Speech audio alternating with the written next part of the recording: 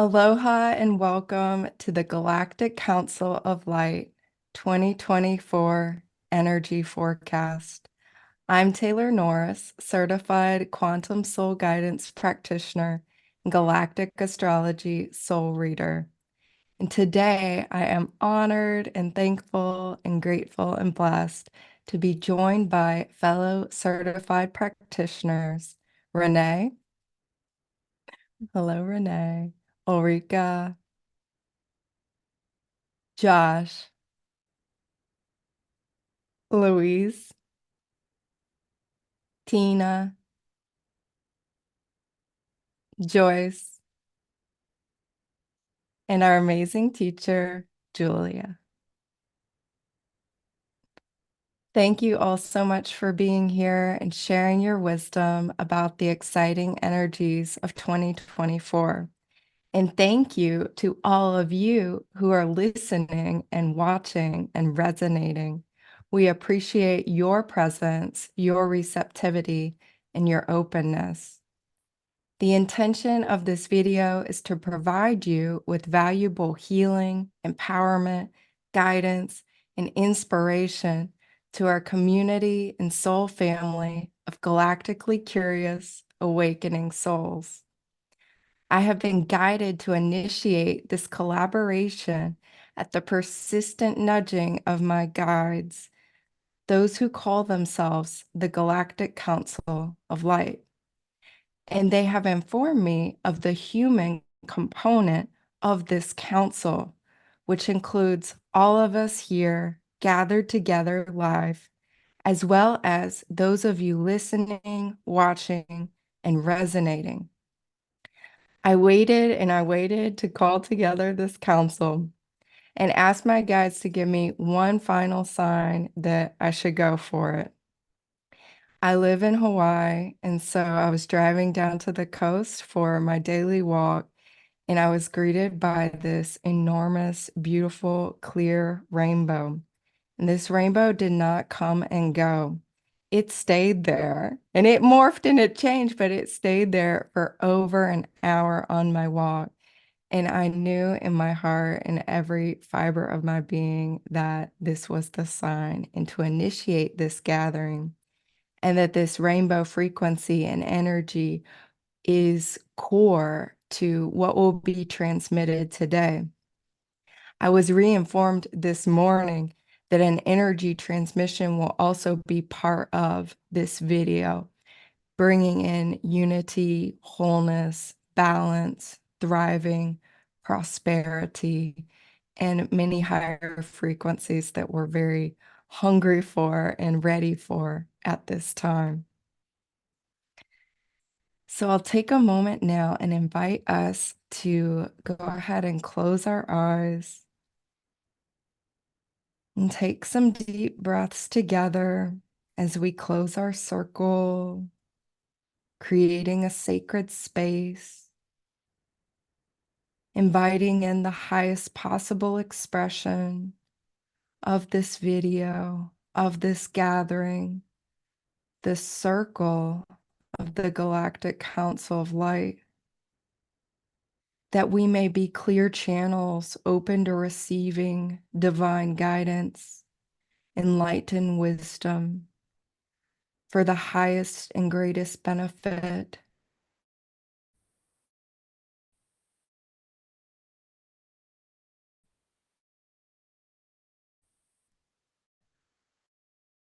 of all who listen this time, blessing in 2024 and beyond. We invite in and receive wholeness, unity, balance, thriving, wellness, and prosperity for all. Aho, amen, namaste, and so it is. Mahalo.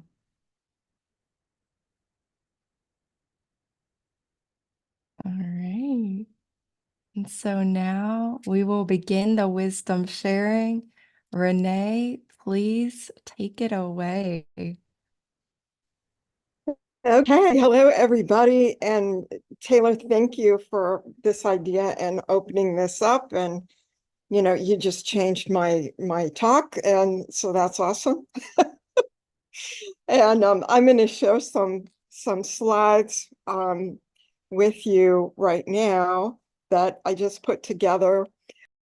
What I'm called to talk about Pluto into Aquarius. We know that that's a big transit that's coming up on January 20th, 2024.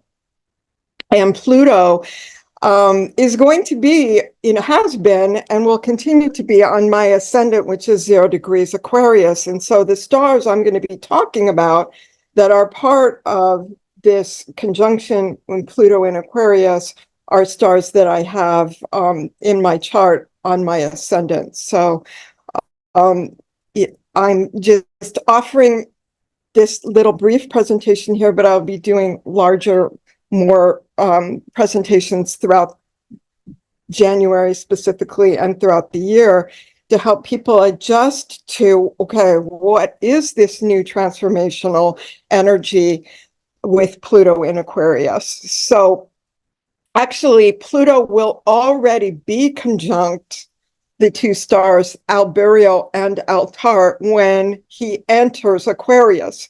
Because once he hits Capricorn 2926 on January 3rd, he will be conjunct Altar, which has a large orb of 2.40, which is really quite large for a star. The other star is more subtle, so we'll be able to feel the energy of the conjunction while Pluto is still in the transformational feeling of Capricorn, which is very earthy and very masterly. It's like this earth mastery sign. And so many of us have been trying to put together what we know to bring into this transition, this transformational energy that Pluto brings to each sign. So Pluto will be bringing transformational energy into the sign of Aquarius, which he hasn't been in for like 240 years. So this is new for us on this planet. So the stars are going to help us adjust to the new, faster air energy of transformation that Pluto is bringing into the sign of Aquarius. So being able to connect with these two stars, I feel, is going to help us be able to adjust to these new energies. So astrologers like to look at exact conjunctions. So I put those exact dates here. And this is all will be available to all of my email subscribers and YouTube subscribers, and you'll be able to at the end know what all of that is. But one of the things that is happening is Pluto is going to station to go retrograde just before he hits an exact conjunction with Altar, which is huge because when a big planet like Pluto stations to go retrograde, there is this feeling that he stops still and stations for a couple of days where he's not moving at all. And the energy is much easier to connect to on those days when a large planet stations. Let me skip to the next slide where it's a little clearer and you can see it in the chart. This is what is going to be happening as Pluto hits 0 degrees, 0 degrees. What is beneficial to all of us trying to key in with this new transformational energy is the sun ushers Pluto in. So when you have the sun ushering in a new planet as it enters a new sign, it makes it easier for us to connect with the energy, especially since most of us are used to connecting with stars through the sun, like tracking, oh, okay, the sun is on this star, so I'm going to connect with it on this day when the sun is exact to that star. And so the sun will be there helping us with the illumination energies of both Alberio and Altar. So the sun will be conjunct both of those when it goes into Aquarius and bringing Pluto with it so that we can see the illumination of the sun with the energy from these stars coming through to us, and the Pluto, which is this new, entering this new way of being transformational. So Altera is currently at 2.06 degrees, and interestingly enough, when Pluto enters Aquarius, that's the degree of Altara, because Altara is in retrograde at the moment Pluto enters, which is helpful to us because when a star or a cosmic point is in retrograde, we can reflect more easily on it. And then by the time the star or the galactic point goes direct, we can take action from the downloads that we received from that star.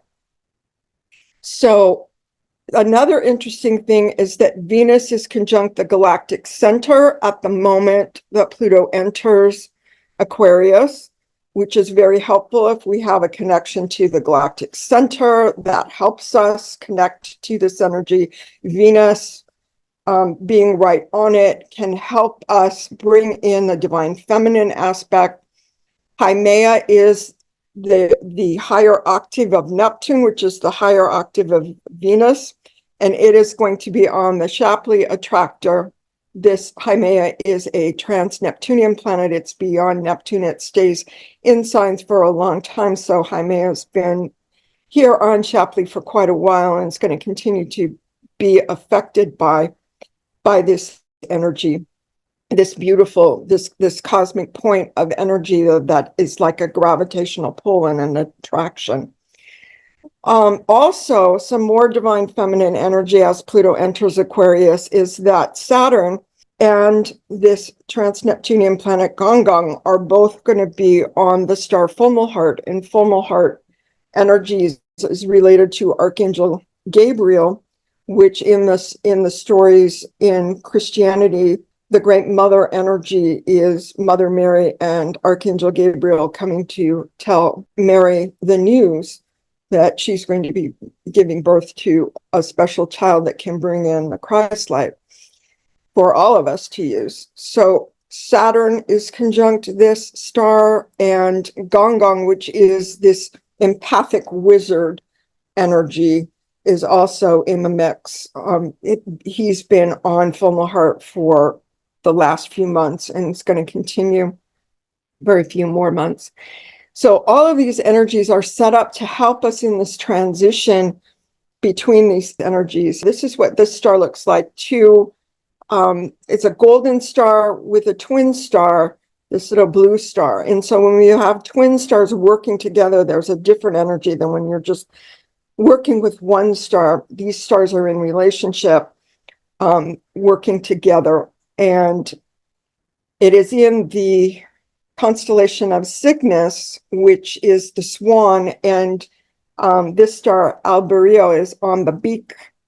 There is a lot of great mother energy in this star Alberio, according to Divine Harmony. So I checked in and discovered my own connection to the divine feminine, which, not surprising, for me is Mother Mary, who pointed me not just to what I know about her, but pointed me to this more universal sense of the great mother, that all of these embodiments of this great mother energy are receiving and working with. So we've got the divine great mother energy coming through, not only Mut, which is Divine Harmony led us to, but also Mother Mary. And so in many different expressions. So we can just take our personal expression connection to this energy and find the more universal divine source.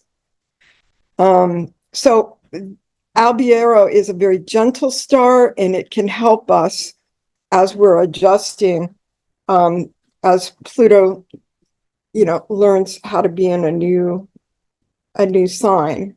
And then the next star is Altar, which more people write about. And for me, having this on my ascendant, this is Altar right here, very close to here. So it's got Altar, and this is like the head of the eagle. So we've got swans and eagles.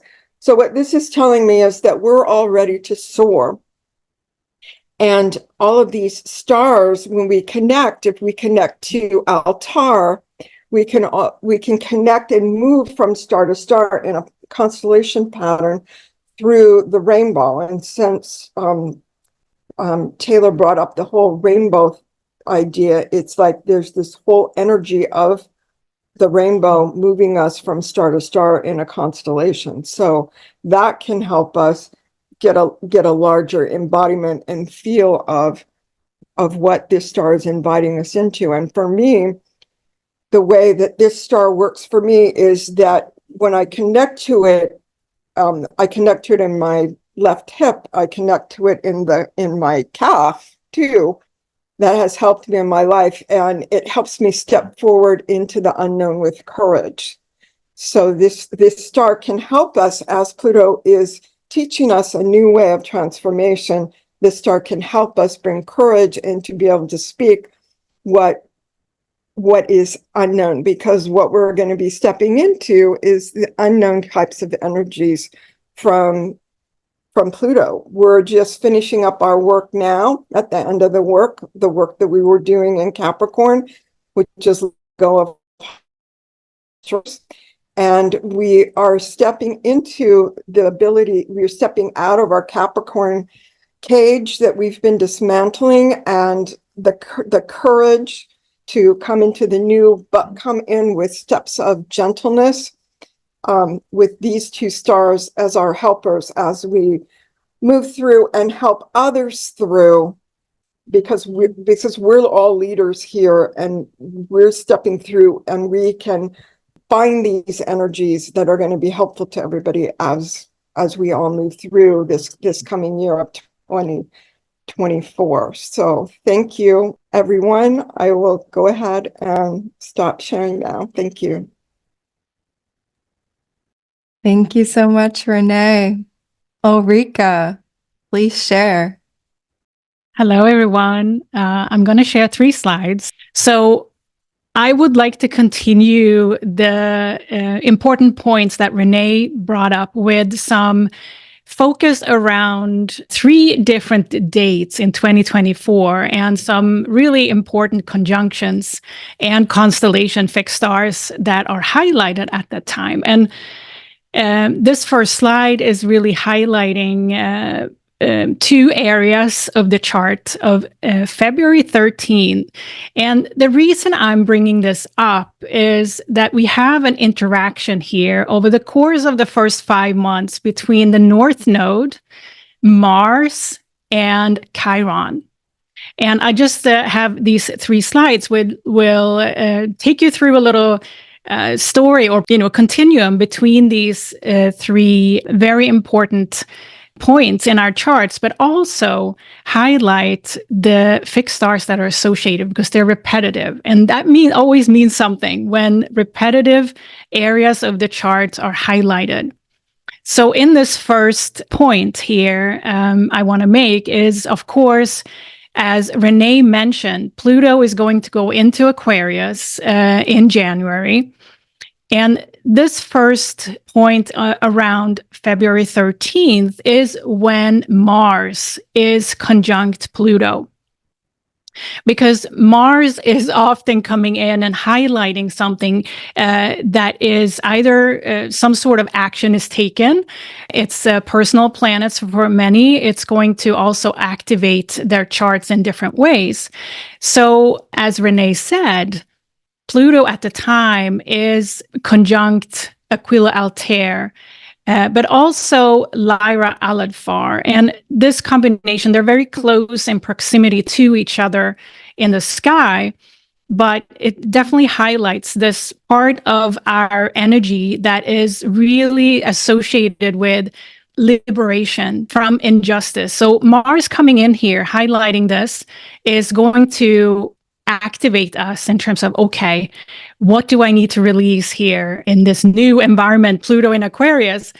So this to me is an important time. Now, in addition, on this day, and I've just cast a chart here for noon in Boston, Massachusetts, where I'm located.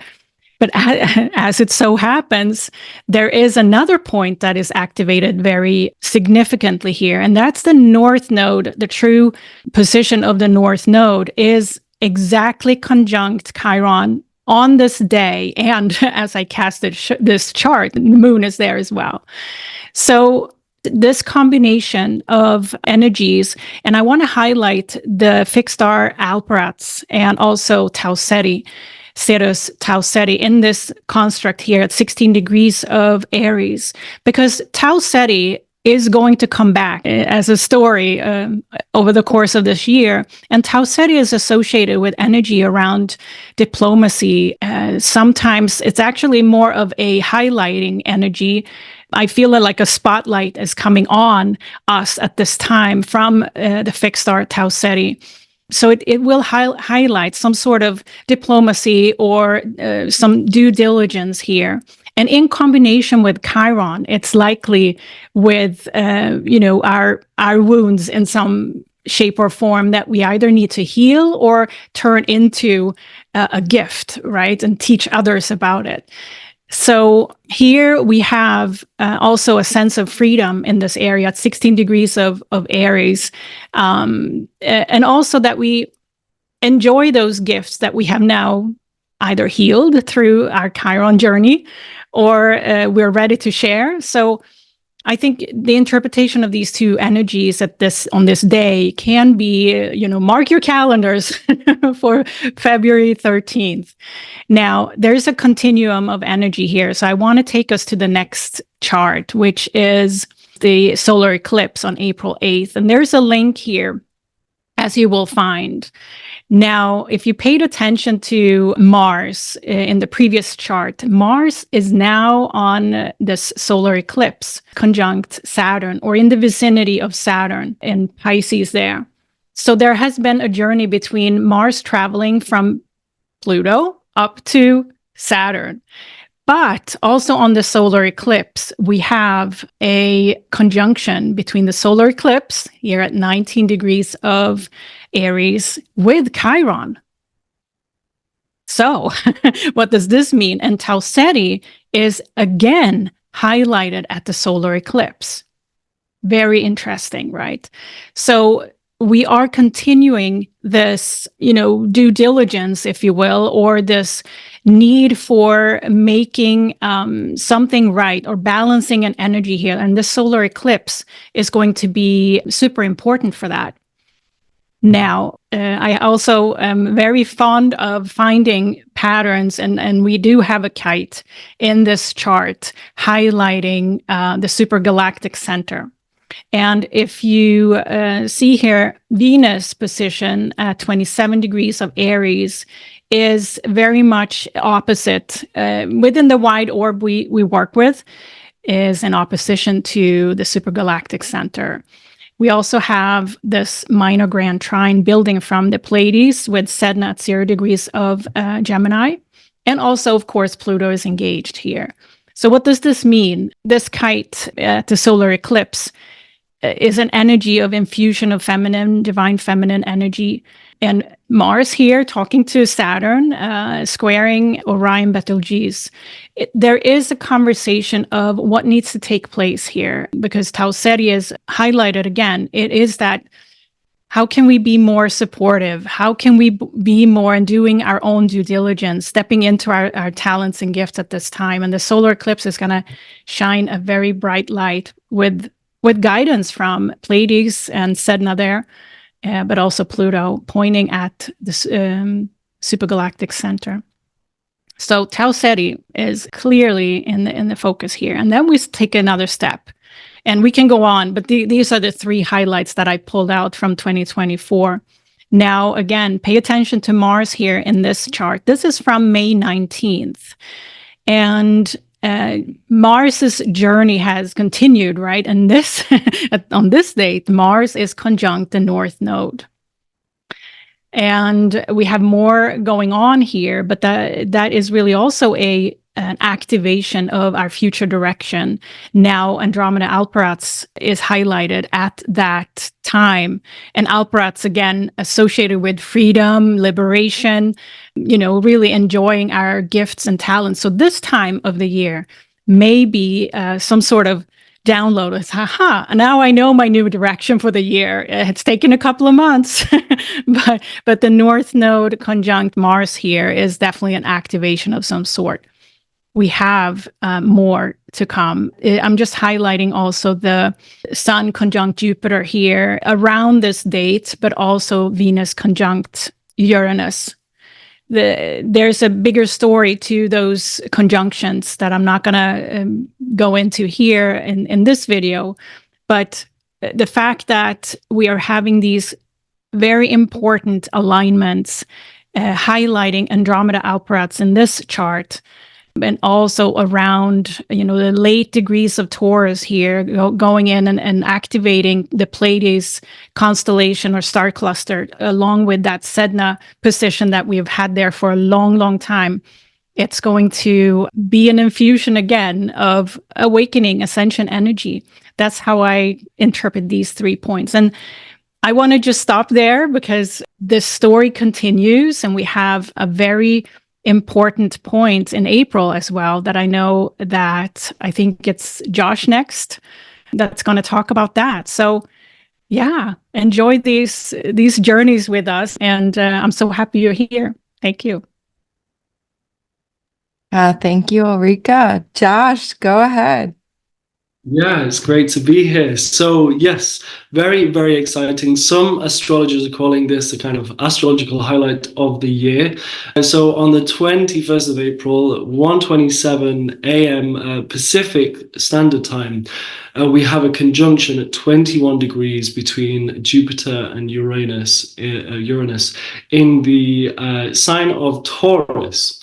So we've got Jupiter's expansive, brave, full of fortune and adventure kind of energies, meeting with Uranus's limitlessness and breakthrough and innovative and even kind of rebellious energy coming together in the sign of Taurus, which represents material pleasures and Mother Earth and the economic and financial kind of systems of the world. We've also got a conjunction to Pandora, which is one of the asteroids at this point. And she's known within Greek mythology as the first woman, kind of similar to Eve. And obviously, many of us know the story of Pandora with her box, where she opens it. She's given this box, opens it, it spills out all the evils onto the world, but left within it is hope. And I'm just going to kind of like pinpoint all the kind of main astrological influences, and then I'm going to explain more about what all of this means. So on a galactic level, we have Hadar, also known as Beta Centauri, in an opposition. And Hadar is a very sheltered, heavenly star system full of peace and harmony. It's just a beautifully, unconditionally loving heavenly experience there. We've also got a trine to the Lyra Nebula and Sulafat. Sulafat is in the Lyra constellation too. It's the second brightest star within Lyra, and it's known as the tortoise shell, which kind of allows the sound of the Lyra to reverberate and bounce off and vibrate into the universe. So we've got all of these, in this exact moment, energies working together. And to me, if I was to give this all a big kind of title, it would be Quantum Leap, Your Heaven on Earth. And what I sense with this is there is just this beautiful embodiment of heaven on earth that is in potential for all, really. It's a moment where, or a period of time, because the energies are going to be, really felt for quite a while, I would have thought, either side of this date. But I really feel like the soul and the body are going to kind of become one, like the soul being heaven and the body being earth, just like having more potential to kind of come into oneness, where this allows the kind of the divine plan of your soul to have a quantum leap expansion into what it's here to give and to serve with. You know, you could experience great expansions within finances, in your businesses, in the way that you serve. You could have incredible innovative downloads during this time. And, you know, Taurus being ruled by Venus, you have lots of creativity coming through. So just being really heart-centered and open to inspiration and creativity and what the universe wants to do through you, because you know this is going to be specific to you and your chart as well. So I would have a look at any of the galactic alignments that I've mentioned and where they line up in your chart as to how this might affect your life and your personal quantum leap of heaven on earth may manifest. Now, I think the things that are going to be most supportive you know, with the energies of Hadar, it's just keep your love on. So the more that you can expand into unconditional love on a very embodied level. So, you know, a lot of souls who resonate with this kind of work may have had a lot of heavenly experiences and carry a lot of that frequency within their souls. And they come to Earth with, you know, the cellular memory and the DNA of very different kind of frequency. So the more that we can really unconditionally love our bodies, our ancestors, the collective consciousness, and those around us, the more that we can find, you know, home of heaven here on earth, because the new earth really starts with us and it starts with our own embodiment of that, so that we can then see the manifestation and the creation of it around us. But I really think that this point is going to be just an amazing opportunity for the age of Aquarius and the new earth to be ushered in. Another thing that I would really highly recommend is seeing the silver lining. So, you know, with Pandora here and all the challenges and the evils of the world that she kind of releases, you know, the more that we can look at these challenges with wisdom and see that there is a silver lining, there is enlightenment on the other side from any shadow, any challenge that we can experience, the more that we focus our vision on really seeing the other side, the more that we can really expand into that quantum leap that clearly wants to happen from that springboard of hope that's left within her box. So with the trine to Lyra and the Lyra Nebula, a lot of souls came into this galaxy from the Lyra Nebula into the Lyra constellation and kind of created a bit of a heaven on earth for themselves before a draconian influence came and invaded. And so there was a lot of trauma that was experienced. So I really think that during this time, there could be healing from a really ancient galactic experience that we've had, which allows a huge ripple effect of love to kind of move throughout our whole galaxy, to bring this galaxy into more unity, oneness, and love. And with the influence of Sulafat as well, I think, you know, being the tortoise shell, the more that we engage with our sound, the more that we engage with our voice, the more we affirm who we are and what we're creating, and let that sound release into the universe, I think the more will kind of support the quantum leap of our own personal heaven on earth that wants to happen during this time to become manifest. I just want to note as well, I know Joyce is going to talk a little bit more about the numerology of the year, but it just really interests me that it's 21 degrees, 21st of April, which obviously adds up to 3. And so the number 3 is about communication. So really important to kind of communicate to the universe exactly what our hearts and our souls are desiring to manifest through this incredible opportunity that the cosmos is giving us. It's also the number of creativity and magic and artistry. So the more kind of creative and the more we can be in our own artistic expression, the more the magic is going to just support this incredible cosmic alignment for us to really experience more of this heaven on earth. So yeah, that's my bit. Thank you for doing this, Taylor, and thank you for letting me share. Big love. Thank you so much, Josh. Wow, so exciting. Louise, go ahead. Yeah, hi. Thank you so much. This is so amazing. And it's so, although we're all talking about something different, the synergy between it all, as it's starting to sort of evolve and play out, I'm like, wow. So I wanted to talk about an aspect that is going to be active. It sort of comes into play towards the end of April. But it is going to be active for the majority of 2024 and throughout 2025 as well. So it kind of feels like it's like the supportive activity in sort of in behind the scenes, if you like.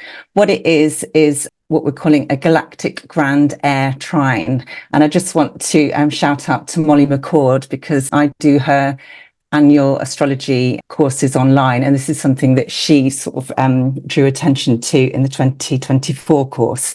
So it's too good not to share. I wanted to kind of try and sort of bring it to this audience. So, I mean, obviously, we all know about the ascension process, and there's a lot of talk about shifts in consciousness and great awakening.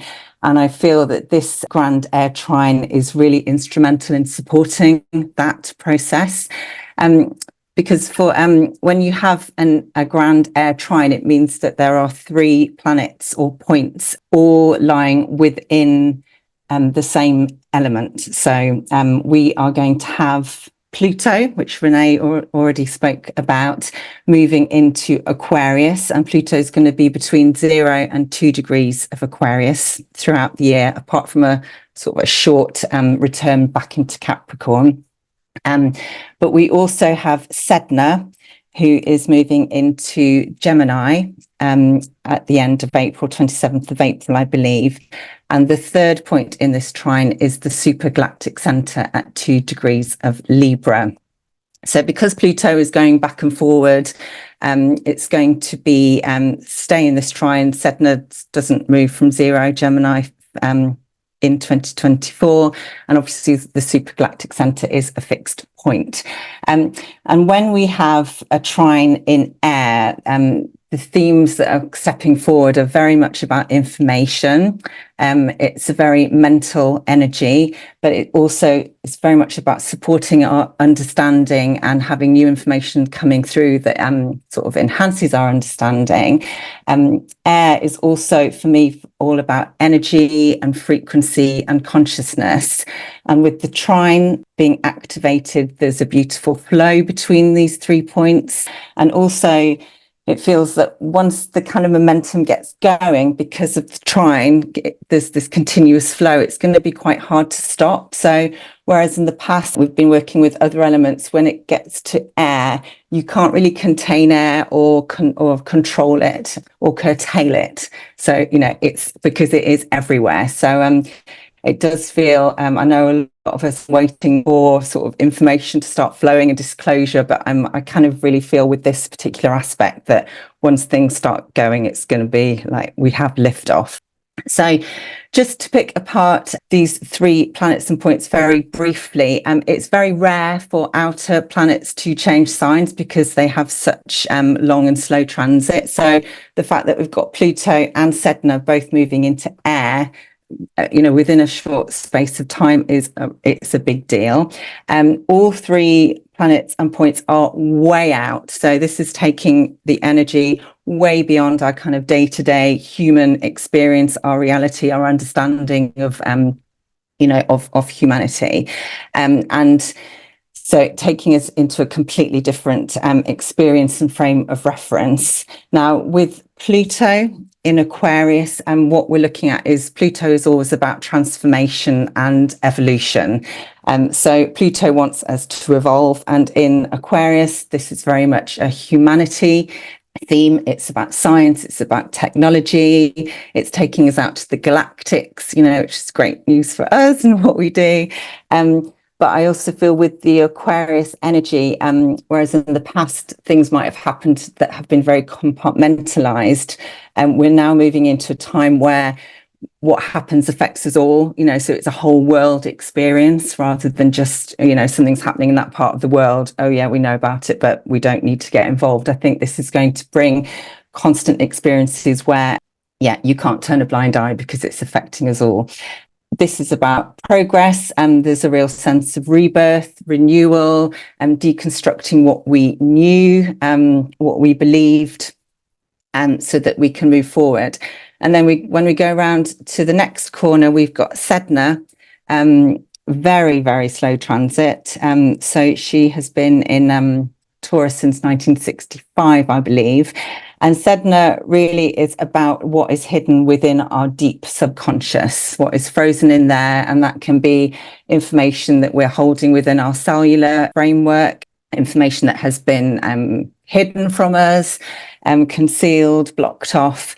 And it's also about Sedna had to let go of everything that she relied on and everything that she knew.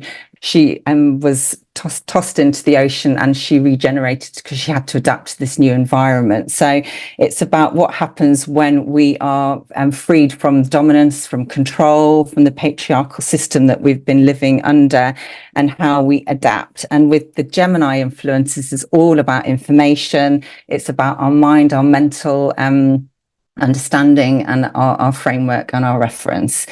And then we go round to the third corner of the triangle and the supergalactic center, which is a cosmic point that we use a lot in astrology. It's very powerful. It behaves like a black hole. So this is very much about sort of pulling away everything that is no longer true, or that isn't resonant with where we're going in our evolution. And when the supergalactic center is active, we want to know more, we want to be more, we're being stretched out of our experience and our understanding. And we're on a journey of self-discovery, but it is taking us way out beyond, into the cosmos. And we have this great desire to connect with something outside of ourselves. This point is also very alchemical. It transmutes, it's breaking down. So we've got this kind of real sort of rebirth, regeneration, and transformation theme. And just to go back to Pluto, what's really interesting that Pluto is going to be squaring the Shapley attractor, which is another cosmic point at 2 degrees of Scorpio. So again, we've got beautiful, what squares can sometimes be quite challenging and quite tense, but because Pluto is very aligned with the Shapley attractor energy, it is scorpionic. It feels like, rather than tension and challenge, it's very catalytic, and it's like, both the Shapley attractor and Pluto want to get to the bottom of things. It's about truth, it's about exposing, and it's about having full transparency. So I feel that, again, that's going to be ongoing. This is not a short transit. This is kind of really, keeping the momentum going. So with this grand air trine, we've obviously got the flow.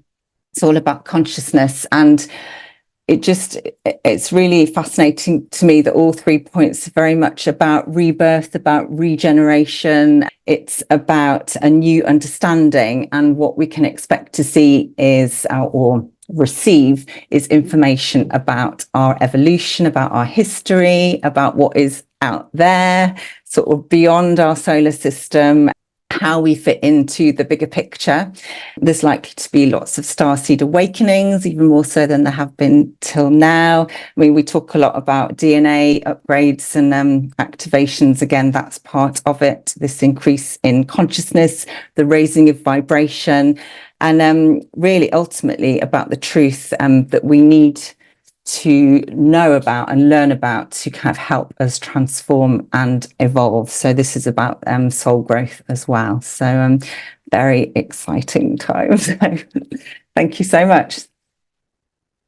Yeah, thank you so much, Louise. Wow, I'm getting really excited. All right, Tina, please take it away. Share with us. Hello, everybody.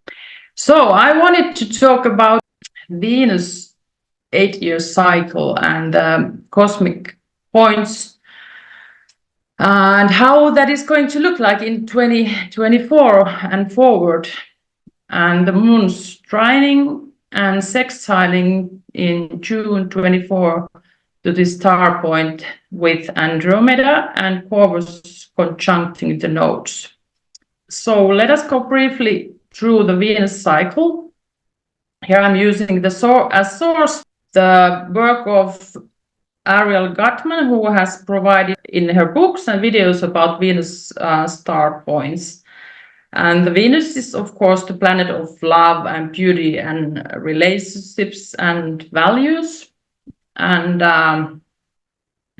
Venus has this 8-year cycle where she makes this beautiful choreography with Sun, and Venus has this retrograde period in every 19.5 months or so. And last summer we had the Leo retrograde period in August, and this 5-petal star is moving to clockwise direction and moves 1 to 3 degrees every time it comes to one of these star points. And in 2022, the star point moved to Libra and started a Libra cycle for the first time in about 250 years.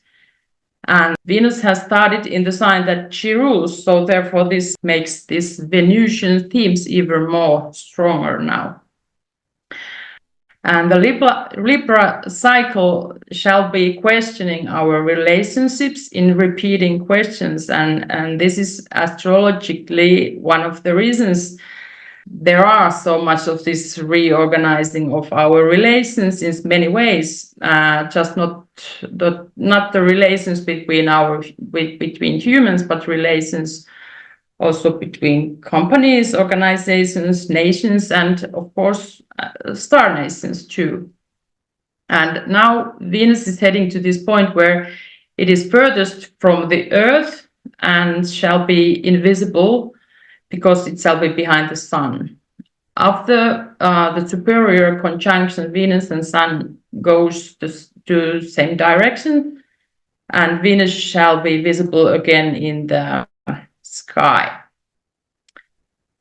Let's go forward. Now we look at this Venus cycle with this Galactic Astrology lenses, and we can see that this cycle is noted and supported, so to speak, from outside of our solar system. And in June 2024, Venus shall be making her superior conjunction with the Sun, and in that moment, the great attractor shall be opposing this point in a very tight orb. The great attractor is the third of these farthest point of these cosmic centers in our known universe. And the great attractor is amplifying this Venus star point into its kind of maximum. So if we think that the star point is our evaluation point, and the point that after that we should continue with the Sun together, so that we show our true colors, so to speak, proudly and not hiding. Now that the cosmic truth arrow is kind of pointing there, we kind of do not have nowhere to hide. The great attractor is also asking us to use our mental creativity in all our relations. And also, this star point moment is one of those peak moments of the 24 where we can appreciate and understand other people's values. At the same time, we value our own and maybe understand that our communion and exchange of thoughts with each other can be loving and harmonious. Equality shall be a big theme. So we certainly have cosmic support for that. And there is also the supergalactic center connected to this in opposing Aries star point, and also the Shapley attractor is connected to this cosmic rose. So therefore also in the following years, the cosmic heartbeat is under the loving cosmic web, so to speak. And the two star points that doesn't have cosmic point companion has star nations aligned. And the Capricorn point has Lyran star Sheliak, and the Leo point is sextiled with Lepus Nihal. Also in that June 4th moment is this Sun and Venus conjunction is sextiled and trying to lunar nodes. And I see this early June moment very significant in collective sense because the Sun and Moon conjunction is in this position, and there is also this Andromeda Alperads, which was already talked about. And then that is in the North Node point, and then there is this Corvus Algorab from the South Node point. So we are coming, so to speak, from the Corvus collective past and going to the Andromeda collective future. So this beautiful Sun-Venus strong love shine is balancing our underworld, our shadow, if you will, and our path in very subconscious level, and we are kind of heading to a new future in a very Andromedan style, free from any limitations from the past. So I think this sounds kind of a nice start for this summer. What do you think about that? I'm ready. Thank you. Thank you so much, Tina. That was so wonderful. And I didn't mention this at the beginning for our viewers. Definitely have your notebooks ready, taking notes. I know I'm learning so much from each of you. So thank you so much. And next, Julia, please share with us. I definitely want your notebooks for this. Oh my God, I'm so high right now. I really hope I can keep myself grounded because, my goodness, the information that everyone here is sharing is just brilliant, and it adds more sense to my slide or the piece of the puzzle that I am bringing in as my contribution. So I decided to take a closer look at the star Algol, Beta Persei, rather Uranus conjunct this star starting on 25th of April, when it comes into the orb of this star, which is 1.5 degrees. It'll be precisely conjunct Algol on the 7th of June, and then it'll kind of be leaving the orb on the July 14th. So quite a large window, but I wanted to look at the date when Uranus is exact conjunct Algol. So this star has quite bad reputation, but our collective of galactic astrology practitioners, as we are starting to tune into this star in our clients' charts, we are starting to uncover the blessings in disguise that come with this star when it is activated, whether through transits or certainly in our natal charts. So what I'm seeing here as I tune into everything, including the asteroids, the beautiful goddesses that are going to hold space for the major transformations that will be happening next year, I see a powerful activation of divine leadership and people who will find courage to speak up, to share things that are needed to be shared in order for the unhealthy old paradigm to truly crumble and allow positive changes to happen. So if we look at the kind of metaphoric story of Medusa, which Algol star represents her head, the impact or the effect she has on those that dare to look at her is that their being crumbles. You become a stone, you become no longer able to continue the way you did. And also with the transits and when Algol is activated through more malefic planets, like say Mars or Saturn, there tended to be catastrophes and really difficult situations and events in the past. So I don't want to paint a depressing picture here. However, on this day when Uranus conjuncts exact Algol, it will also be opposing the goddess Pallas, which is known as the goddess of intellectual pursuit. So, and because it's in Scorpio, there may be revealing information that will cause certain heads, perhaps in leadership, to fall. Not only because of this, but we also have this really powerful stellium in Gemini, including Sedna will already be in Gemini here. And I'm so glad that Tina mentioned the beautiful Venus points alignment here.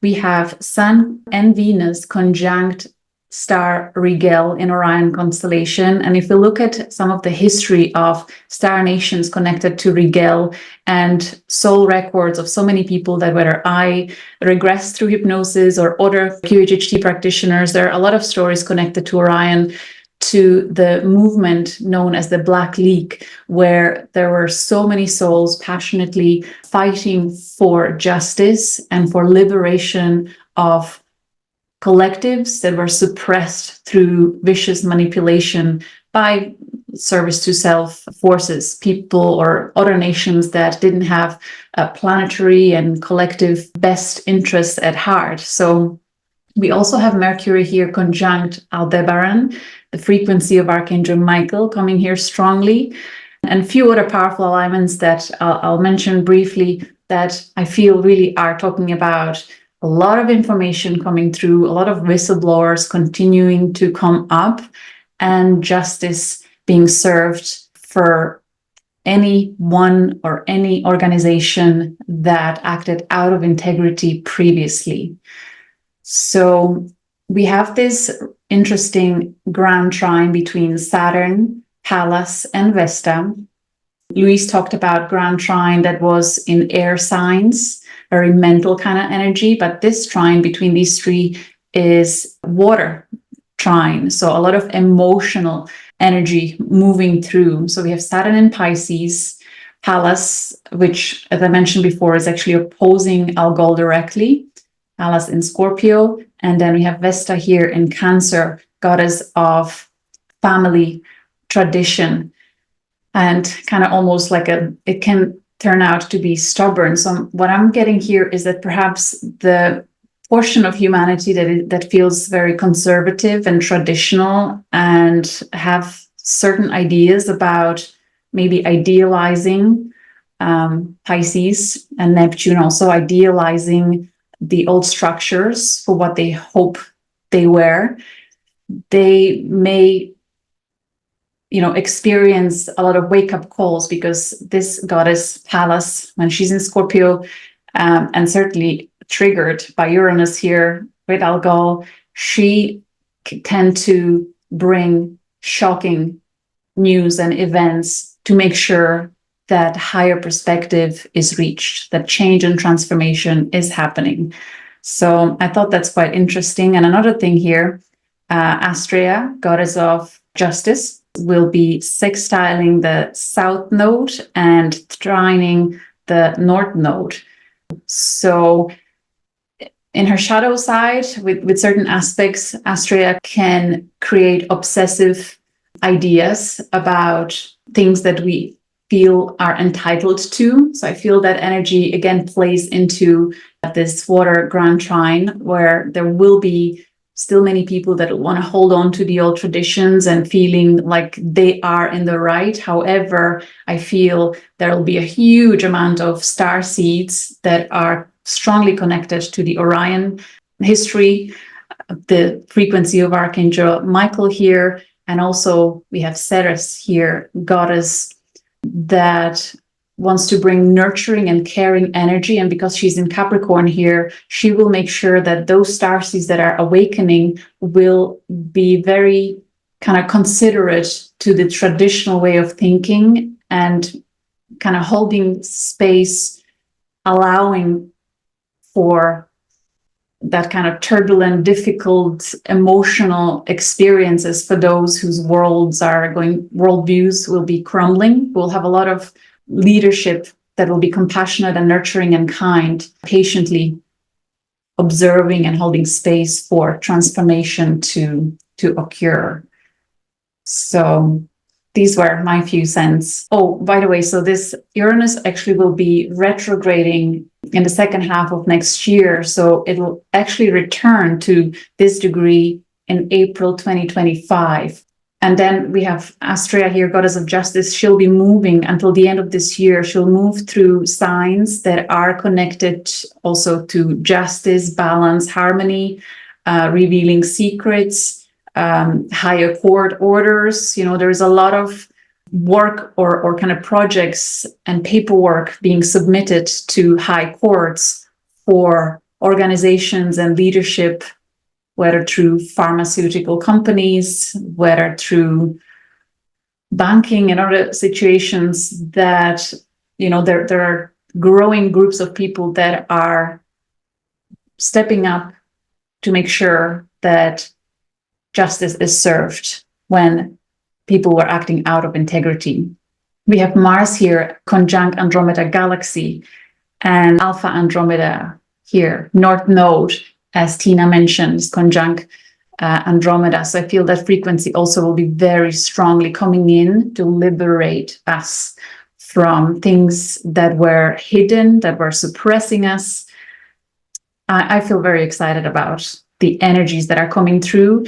And I'm sure you all will agree that it felt like this year we were trained to withstand opposition. I know many people that felt unfairly judged or exposed to opinions that seemed maybe unreasonable, and we were growing a thicker skin. I feel in preparation for next year, where more and more people will be called to stand up and speak up and create systems that will be able to bring greater harmony and eventually healthier experience for nations on Earth.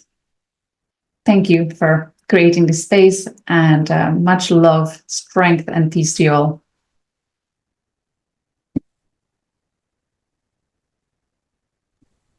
Thank you so much, Julia. Wow, that's so powerful.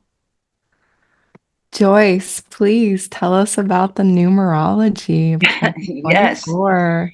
It was so fun hearing all these different aspects, which are all included in the theme we are going through. In numerology, the number 2024 has the frequency of the number 8.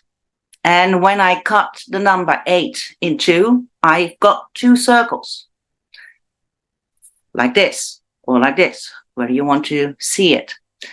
So 8 is all about the relationship between those circles.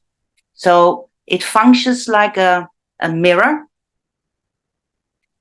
It's the mirror of truth. The truth about oneself and the circumstances one finds oneself in. So it tells us what we actively initiate on one side, we will receive it passively on the other one. So it's literally what we reap is what we sow. Now, 8 is as a number connected to Saturn. And Saturn is the number about structure and control, responsibilities, obligations, restrictions, all these kinds of things. And we heard about freedom and structures that we want to have different, we want to break free, all these kinds of things we heard about. So Saturn is not always a pleasant one, but hindsight, always a constructive one. So it asks us to look at our human mechanisms regarding control, internal and external. So it's about facing our fears about not having control, about the unknown, as Josh said as well. And it asks us to have a sincere and honest look at our actions. What motivates them? Are we living our true desires? And it's asking us to connect our physical mind and our heart together, not letting them speak as separate entities, but as one.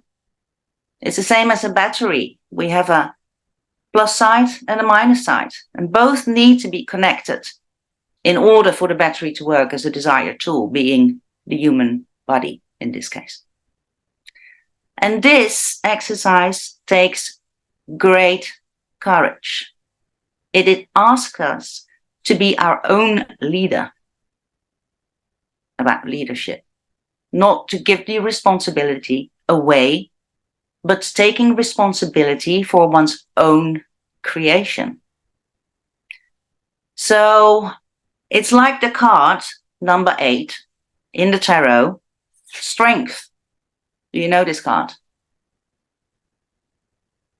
So it's facing our own limitations and fears, our own instincts of survival and the need of control based around our personal, our collective, but also our ancestral experiences. And we also heard that about a lot of energy coming in for the possibility of releasing trauma.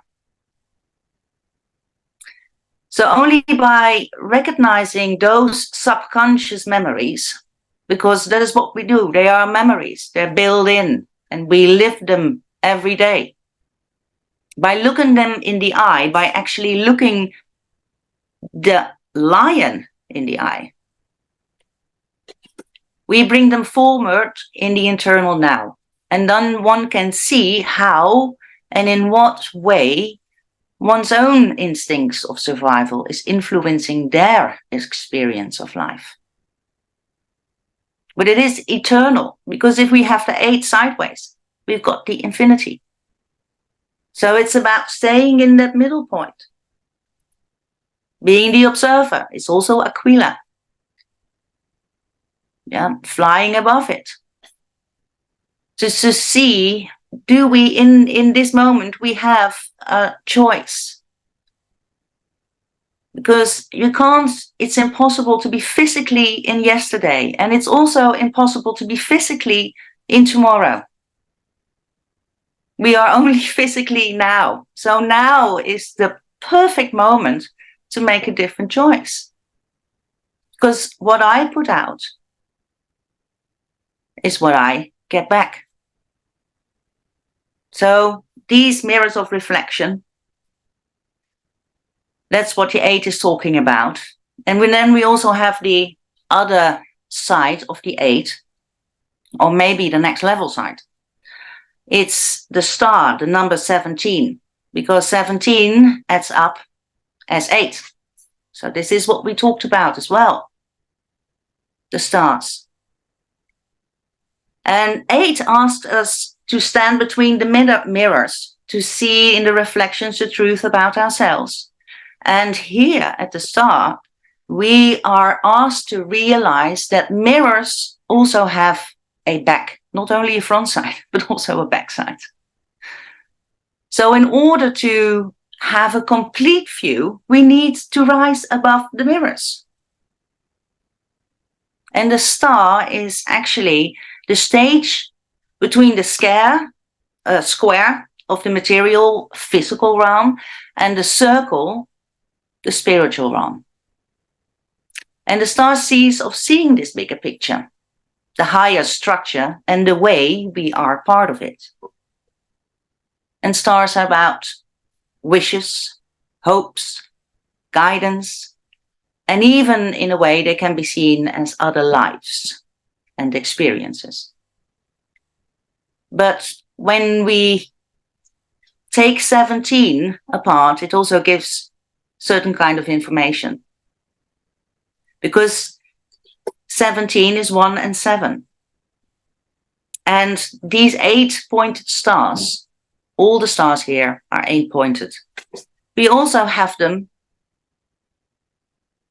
here on the head of the charity. And 7 is the mystical number connected to the planet Neptune.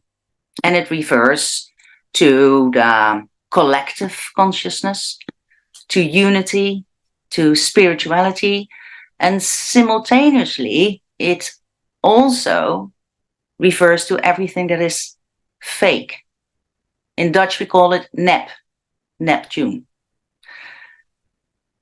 So it also entails illusions and chaos and deception and confusion and feeling of the truth. So how are we going to distinguish between the two? And that is the play of the mirror again. But there's one thing you can be sure about. And what you can be sure about is that you know that you exist. And that's the magician, being the transmuter of the energies, also infinite. So this is also as above, so below, as within, so without.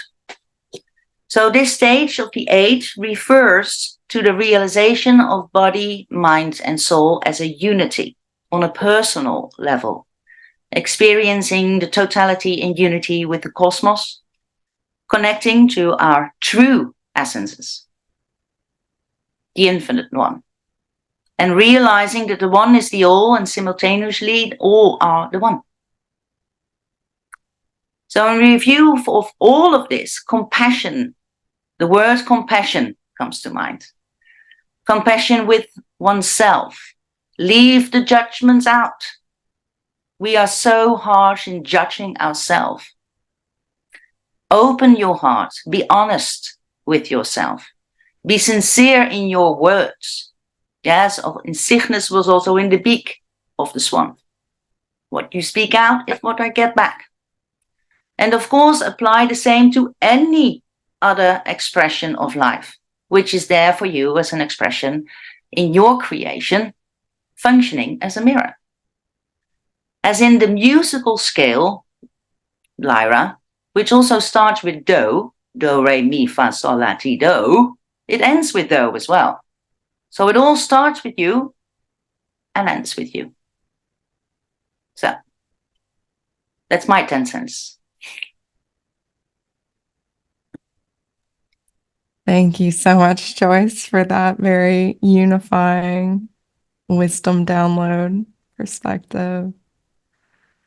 Thank you. Welcome. So for my part in sharing, I was considering this question of, is this the age of Aquarius? And I was using my left brain to answer it. And this is a question I've been with all of 2023, definitely even earlier than that, but was really coming forward now at the end of the year. And so I was checking all over the world. What is the rising star on the day of the March equinox? What constellations will literally be rising on that March equinox? Thinking about that as the technical age of Aquarius. And what I found in my research was that it was a different star everywhere on Earth, depending on the location. And I was trying all different parallels, latitudes, longitudes, all of that. And I got in Hawaii, for example, the star rising will be Royal Star Fomalhaut, which I loved. I got really excited about that. Wow, that, frequential dose on the equinox. But looking at other locations in the world, I was finding stars in Capricorn constellation would be rising, stars in Pegasus constellation. It was just different depending on where I looked. And so, and even Lyra constellation was in the mix, some of the Lyra stars. So I understood that I had hit this wall in my left brain, and it was time to go into my right brain and investigate through a Reiki journey. So I took numerous Reiki journeys kind of with this question in the background. And so much information was very willing to come through.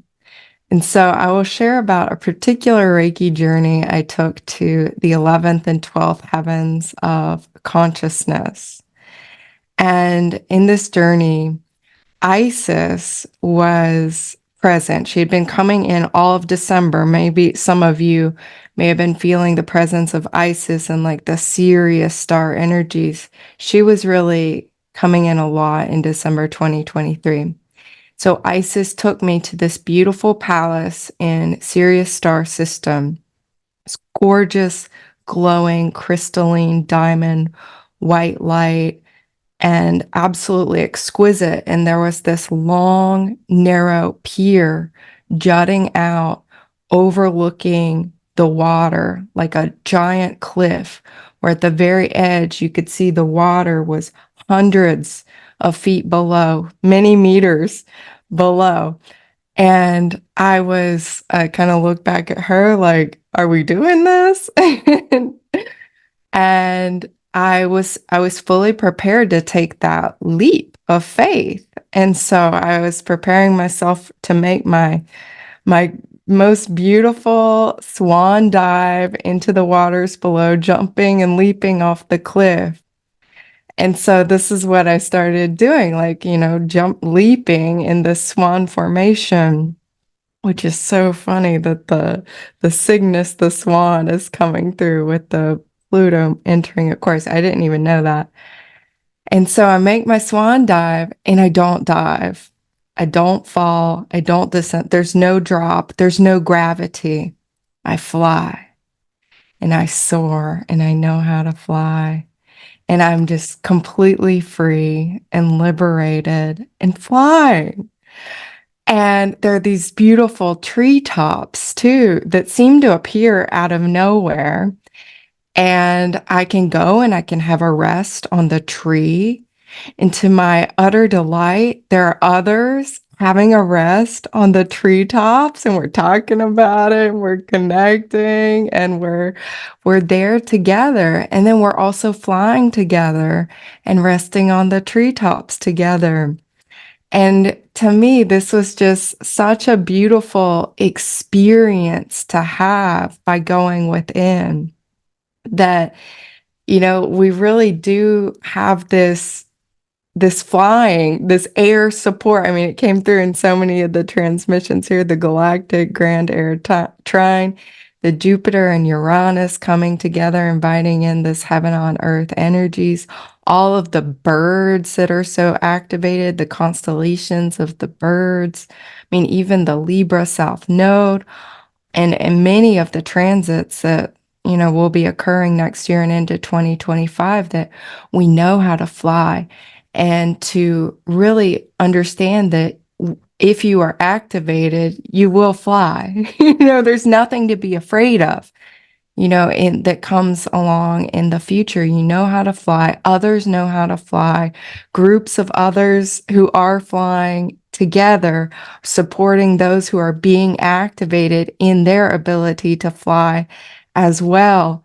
So remember, you can fly, you can soar together, and we are remembering this ability to fly too, that is coming from our deepest soul and spirit selves. So there is this energy and this support of rising above, of liberation, that I think really pulses through so strongly next year, no matter what is occurring, whether that's a more conscious path of spiritual commitment and liberation that was more intentionally curated, or whether it's one that, there are kind of surprise Kundalini awakenings occurring, and, massive connecting of the dots and new revelations occurring, that no matter what stage you are in your activation, I really feel that this group gathered together live, and then those who are watching and resonating, like, we will be called to fly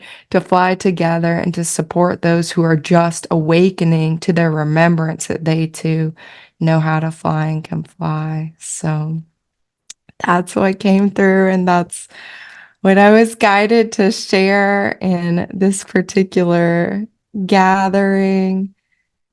Yes, so I would just like to invite anyone with any final words before we close or open the circle. I also wanted to mention that everybody's links to connect will be in the description below. So feel free to connect with any and all of the beautiful souls gathered here today, websites, YouTube channels, social medias, all of that will be provided in the description below. So just want to open the floor to anybody who has any final words or messages, burning desires to share at this time.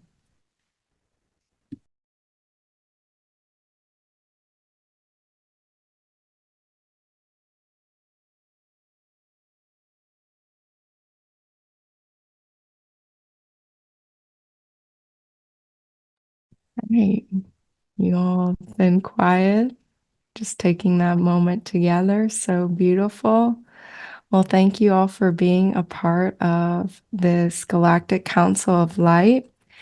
And we'll just take this moment now to open the circle. So I invite you to close your eyes and bring your hands together at heart center and even place your hands on your heart. I just invite you to say thank you to you.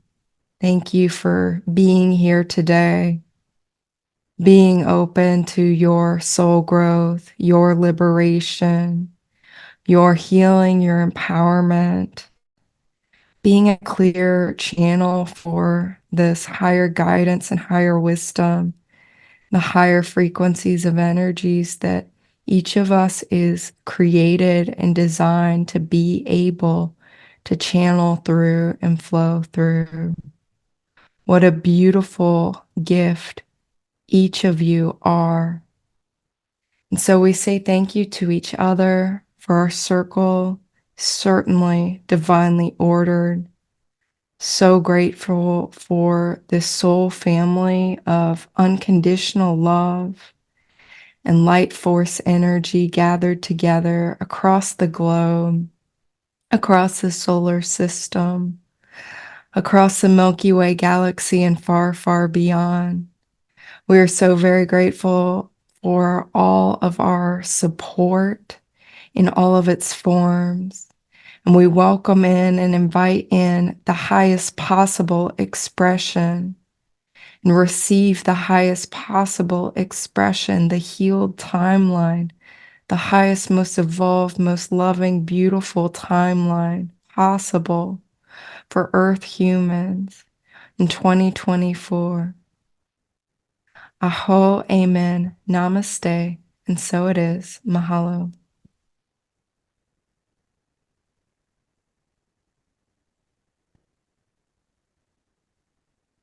Thank you all so much.